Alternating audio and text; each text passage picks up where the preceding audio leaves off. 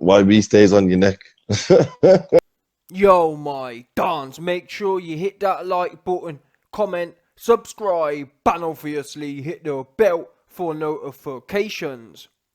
Now, I obviously wasn't going to do another video on this topic, but as it happens, the YB came across another exclusive, proprietary, leaked video clip, so I thought, you know what, we'll go again. And also, given the words AJ said on the screen, it even made me got thinking some more.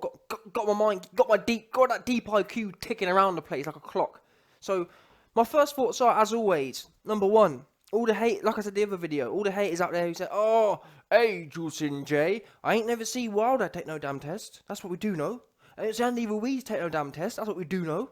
I don't know, Mister Nolangelo and Fury take no damn test. That's the other thing we don't know. Yeah, the only dude I see taking tests is AJ. That's factual. So everyone, all the dudes who sit there saying, "Oh, yes, TUEs, oh." Number one, come with some evidence. That's the first thing, because I've got no problem. I've said it before. If someone brings evidence of TUEs, then the evidence must be analysed, of course. But until you bring some evidence, you can't be throwing accusations. And unfortunately, as much as I like Dillian White, he found out the hard way himself what happens when you throw stones in a glass house. And we also know now that Dillian White doesn't like being called names. So maybe now he'll realise how defamatory it is to have someone accuse you of things that you don't believe you have done yourself. Anyway, but to the point of this video, listen. AJ puts on a screen random drug tests. They take so much blood, dodgy face. Now, I thought about this because we know that, we assume there was something not right with AJ in New York. Now, I'm not sure what it was. He said it's nothing, so I'm in two minds about that. It's difficult to keep arguing there's something wrong if he's telling you. He's almost, in some ways, he mugs us off. He mugs the fans off because we're out here, not defending him, but we're out here certain there's something not right. He's telling us, he's laughing it off, saying we're all tinfoil hat motherfuckers, sort of thing. So it doesn't sit right with me. Nonetheless, this whole business, I remember in the lead up, and put in the comments below if you remember this as well. I remember in the lead up to the Ruiz fight, they were saying, or AJ, or people around his camp were saying, "Oh, Eddie Hearn said something like, oh yeah, he's been tested like 18 times this week," or something like that, something mad. And I'm thinking, and the fact that AJ's put on here, random drug tests, they take so much blood, why? Do you know what I'm trying to say? People need, you do understand people need their blood to fight. Do you know what I mean? You need your blood to fight, never mind nothing else. You can't fight if they've sucked all the blood out of you. And like I said, it makes me wonder, because I don't see no one else. Maybe it's happening behind closed doors. I don't see no one else getting tested though. I don't see it. I don't see no one else getting tested. And Eddie Hearn said himself, AJ's the most tested man. I'm thinking, why is that the case then?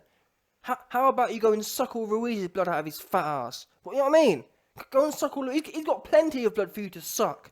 AJ's lean. He ain't got no. He needs all his blood. Them muscles need that blood. It's no wonder he runs out of gas. They took all his red blood cells clean out of him. Simple as that. All jokes aside now, there might be something into it, because people can sit there and say, "Oh well, yeah, you recover. Your body recovers. Yeah, it does recover. But number one, he's an athlete, so it's different. You can't be." And the other thing we know is, into events, they increase the amount of blood tests before the fight, before this, before that. You know what I mean? I just don't think I think there needs to be a protocol, because from what I understand of it, there is no protocol. Meaning, in the lead up to a fight, both fighters aren't tested the same. It's random. So someone could have all their blood sucked out of them, and the other person's jumping in the ring fresh as you like, full of red blood cells, EPO'd out their mind like Jarrell Miller. EPO is essentially more red blood cells, effectively. You got people like Jarrell Miller jumps in the ring, double the amount of red blood cells he needs, and you got AJ sucked, looking drained. No wonder he looked half dizzy. His brain didn't have enough oxygen in his head. That's what we do know. They've vampired him out. So I assume, to be fair, I assume that AJ's team, they're not going to be, well, I don't know. Who knows? Who knows when it comes to incompetence? But I'd like to think that you've got to start tracking that stuff, man. Because for him to sit here and say they take so much blood, and he puts a little weird face, that don't, maybe he's just being banterful, but that, it's almost like he's questioning it himself. Do you know what I mean? Like, it's one thing if he doesn't say nothing, but yeah, well, I don't know. I'm not a professional. I'm not a what's the word? I'm not a physician. So maybe it is fine, but the questions need to be asked, because all I know is on that night something weren't right. And if someone told me, listen, half his blood's been vampired out of him, that would make sense as well. Why he looked half dizzy and looked like he weren't there. His brain ain't got enough oxygen. Simple as that. Now I'm sure there'll be people who jump on the bandwagon and say, "Oh, YB, you're jumping at strings." Well, don't shoot the messenger. Ask AJ why he's sitting there and saying they take so much blood, and put like a little question mark face. Like, what's that about? Do you know what I mean? Anyway, I'll be intrigued to see what you guys think. Yeah, let's see. Yeah, I'm just intrigued. Yeah, I think it's weird. There's too many. This day and age, there's a lot of informers about. There's a lot of haters. You got these doctors and that. You never know. You don't know who they're working for. We know Al Gaiman works in mysterious ways. We know he don't like a fair fight. We know for a fact Al Gaiman does not like a fair fight.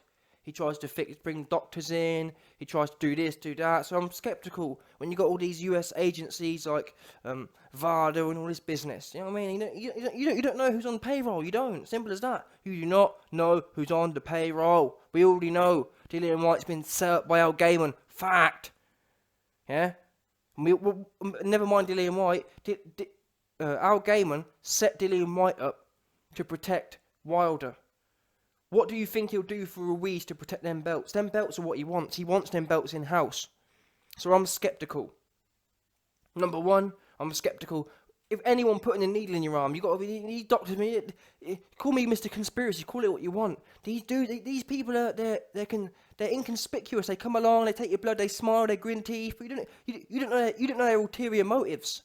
Yeah, these blood testers, they're not making big money. Al Gaiman comes along, drops a 10 rack on their desk. Listen, you know what I mean? Next time we do that, slip some of this in.